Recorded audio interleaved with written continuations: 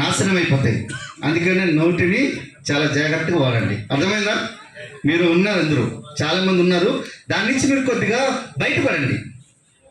So మీకు ఎందుకంటే ఈ సృష్టి ఏం చేస్తుంది అనుకుంటే మనకు ఇంకిత జ్ఞానంతో భూమి మీద పంపించింది. కానీ ఇంకిత జ్ఞానం పోయి మనం ఏం చేస్తామంటే ఓవర్ నాలెడ్జ్ అనేది తీసుకుంటున్నాం, బయట నాలెడ్జ్ తీసుకుంటున్నాం, తెలిసి విడివిడి జ్ఞానం తీసుకుంటున్నాం. ఇంకిత జ్ఞానం అంటే భూమి మీదకి వచ్చినప్పుడు దేవుడు కొంత ఇచ్చి పంపించున్నాడు, దాన్ని ఇంకిత జ్ఞానం, that is a common sense. Okay.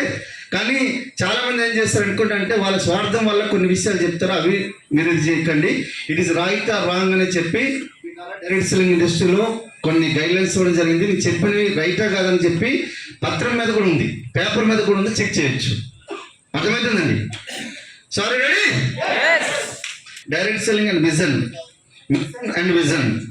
Vision అయితే ఇది, మిషన్ అయితే ఆల్రెడీ కంపెనీ ప్లాన్ చేస్తూ 1000 మంది వైఎంసీ మెంబర్స్ తయారు చేయడానికి కంపెనీ ప్లాన్ చేసుకొని వర్క్ చేస్తుంది. 1000 మంది. సో 1000 మంది కడిగిన ముత్యం లెక్క ఉంటేనే విఎంసీ మెంబర్ అవుతారు. లేదు ఇలా కుళ్ళు, కుతంత్రం, కోపం, ద్వేషం ఇవన్నీ అవుతున్నాయి, ఈ మైండ్లో ఉంచకుండా బయటపడండి. ఈ బయటపడితే అప్పుడు విఎంసీ మెంబర్ అవుతారు.